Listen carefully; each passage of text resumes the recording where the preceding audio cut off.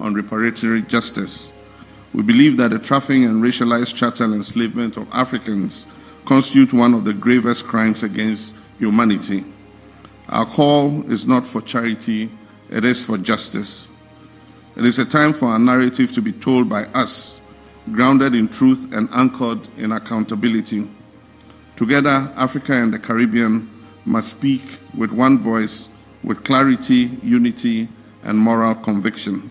There should be direct communication between Ghana, or the West Africa, and the Caribbean, Ghana and St. Kitts and Nevis, so that our people don't have to travel anywhere else to connect. It's my singular honor and great pleasure to host this luncheon in honor of my dear brother, Prime Minister Dr. Terence Michael Drew, and his distinguished delegation from St. Kitts and Nevis. Mr. Prime Minister, as I indicated earlier, your presence in Ghana is not merely an official visit. It is a homecoming. You and your delegation are warmly welcome back home.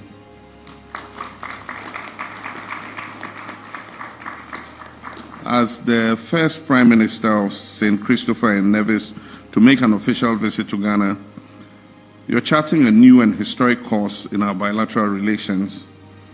Though separated by the Atlantic Ocean, our nations remain united by history, ancestry, culture, and in our spirits. What geography once divided, history now compels us to bring back together. The painful rupture caused by the transatlantic slave trade severed physical ties between our people, but it did not erase our shared identity. The time has come to move beyond remembrance to reconstruction, to transform shared memories into shared purpose. The artificial mental and economic barriers that long separated Africa and the Caribbean must give way to bridges of trade, mobility, knowledge exchange, and cultural renewal. In this regard, Ghana strongly supports the renewed momentum between the African Union and CARICOM to deepen structured engagement between our two regional blocs. Political solidarity must now be matched by economic integration. Expanding the African Export-Import Bank, AfriExim, into the Caribbean is a bold and strategic step towards unlocking trade, investment, and financial cooperation across the Atlantic. Our responsibility as leaders is to mobilize our people around a unifying vision, one that secures dignity, prosperity, and global respect for people of African descent everywhere in the world. We must build systems that empower our youth, expand opportunity, and ensure that our shared civilization is defined not by its trauma, but by its successes. Later this month at the United Nations, Ghana will host a high-level special event on reparatory justice. We believe that the trafficking and racialized chattel enslavement of Africans constitute one of the gravest crimes against humanity. Our call is not for charity, it is for justice. It is a time for our narrative to be told by us, grounded in truth and anchored in accountability. Together, Africa and the Caribbean must speak with one voice, with clarity, unity, and moral conviction. Honorable Prime Minister, since taking office in 2022, you have distinguished yourself as a compassionate, people-centered leader. Your policy priorities, poverty alleviation, disaster response, health and wellness, education-based empowerment, and environmental sustainability align very closely with Ghana's development trajectory. We followed closely the progress your administration has made, particularly in strengthening social protection systems and community resilience. Ghana stands ready to collaborate on areas of mutual benefits, sharing experiences and technical cooperation that support your national development agenda. Distinguished guests, I'm pleased to announce that Ghana and St. Kitts and Nevis have agreed to extend our 2018 visa waiver agreement.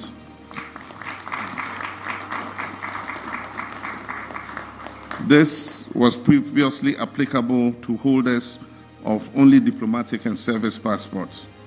Now, this extension of the visa waiver includes holders of ordinary passports.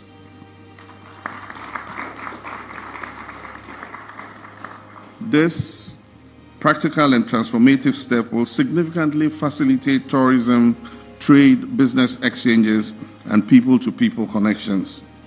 We'll also continue discussions on structured labor mobility arrangements. Ghana is prepared where appropriate to support St. Kitts and Nevis with skilled professionals, including nurses, teachers, and other technical experts, while ensuring mutually beneficial frameworks between our countries. Beyond mobility, we've defined key sectors for deeper cooperation: tourism development, climate-resilient agriculture, renewable energy, blue economy initiatives, heritage tourism, and cultural industries.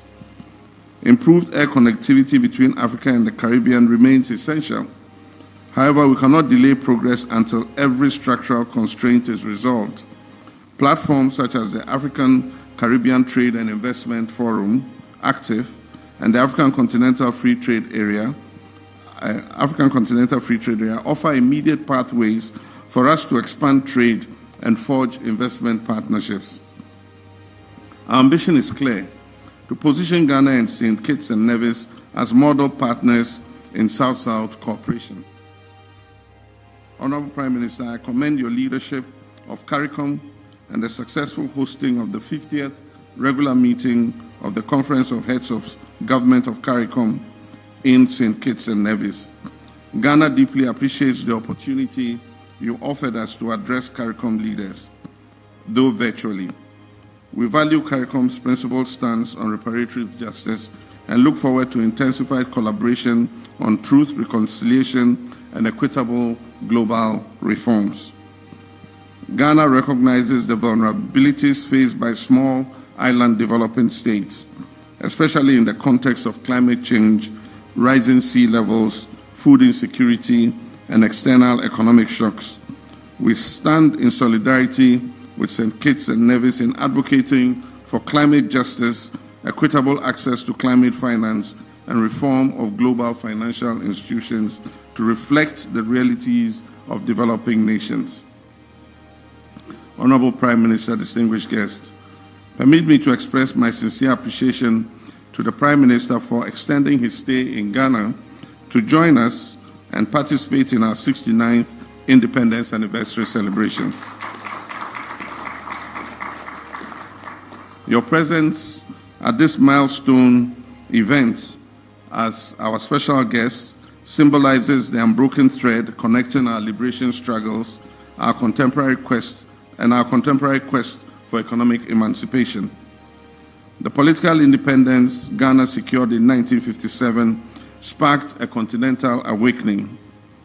Today, the next frontier is economic sovereignty, building productive economies, strengthening intra-African and Afro-Caribbean trade, and asserting our rightful place in global governance. Prime Minister, as you continue your visit, I trust that you and your delegation will experience the warmth, hospitality, and enduring spirit of Ghana. May this visit further strengthen not only our diplomatic relations, but also the emotional and ancestral bonds that unite our people. Distinguished guests, may I now invite you to rise and join me in a toast to the good health and continued success of the Honorable Dr. Terence Michael Drew, Prime Minister of the Federation of St. Kitts and Nevis, to the peace, progress, and prosperity of the people of St. Kitts and Nevis, and to the enduring brotherhood, friendship, and cooperation between the Republic of Ghana and the Federation of St. Kitts and Nevis. Cheers. I thank you. God bless you.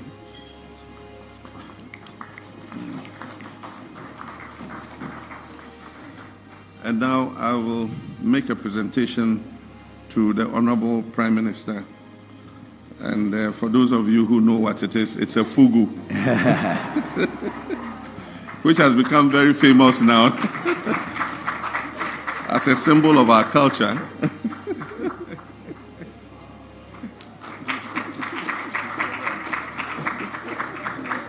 Thank you. All right.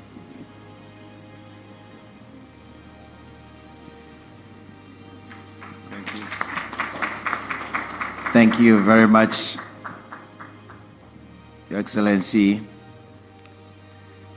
Ladies and gentlemen, in honor of our distinguished guest, we will now stand for the national anthem of... On the Ghanaian side, let me recognize all who are here with us this morning, but especially I want to recognize my dear wife who is traveling with me, my support, and I want to thank her for all that she does. Today's visit is indeed a profound visit on multiple levels. One of the things that sparked my interest in Ghana was listening to the President's address at the United Nations in last year, 2025. And the depth of his presentation was quite inspiring. And for those of you who have not listened to it, I will encourage you to listen to it. But that was not only a speech, but coming out of the speech is the tangible things that we are now moving forward at the United Nations level. Presently, the President in Ghana, they are presenting a resolution to the United Nations, which I deem to be extremely timely and profound. And that is to place on record the historical tragedy of slavery and colonization as one of the most, if not the most, heinous crimes ever committed by humanity against itself. And so I want to thank you, Mr. President, for your tremendous leadership as far as this is concerned, and you can count on us for strong and full support.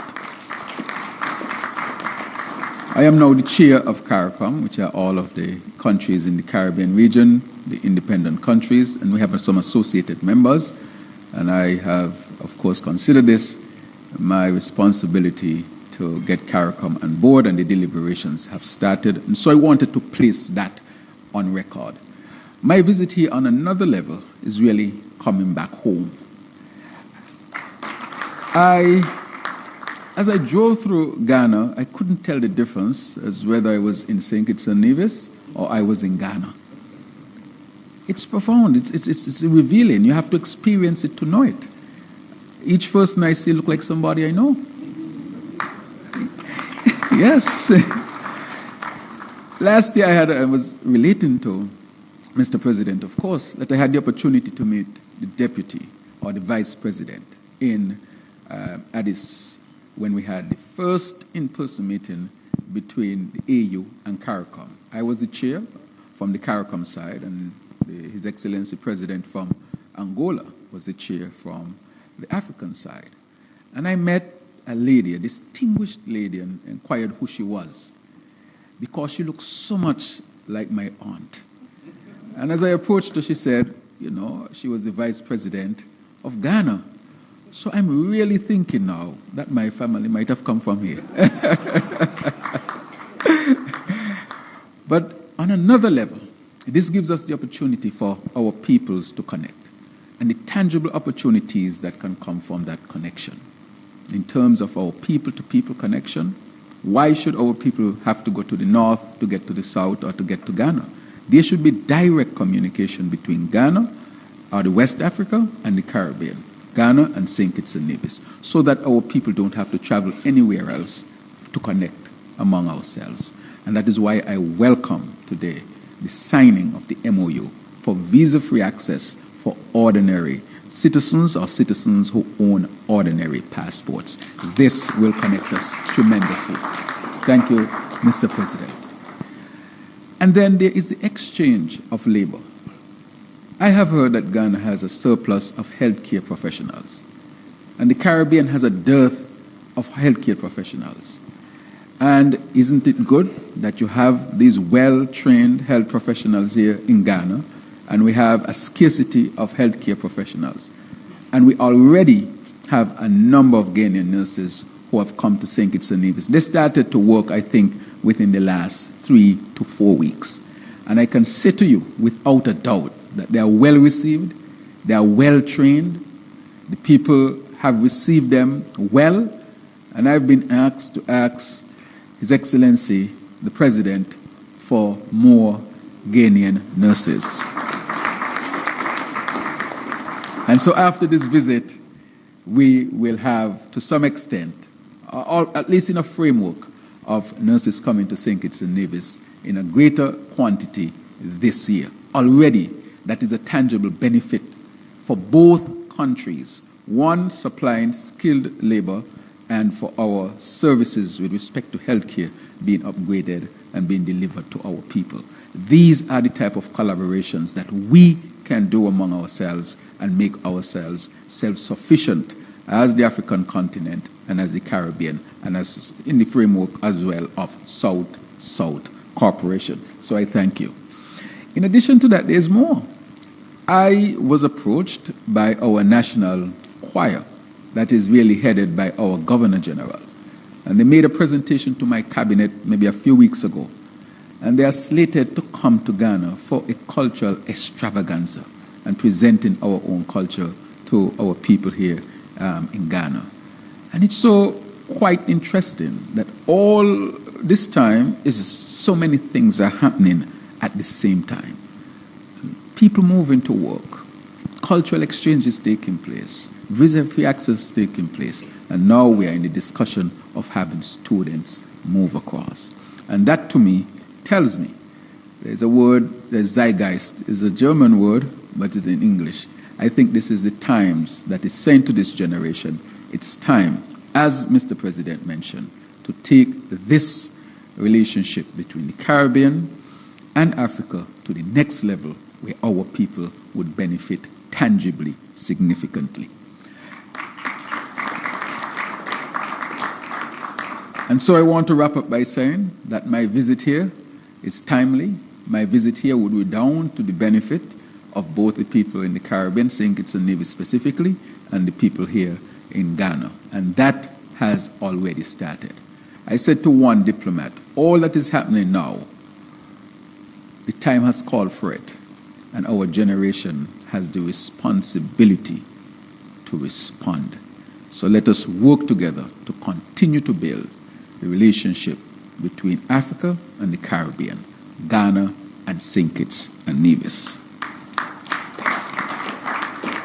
And so join me in a toast.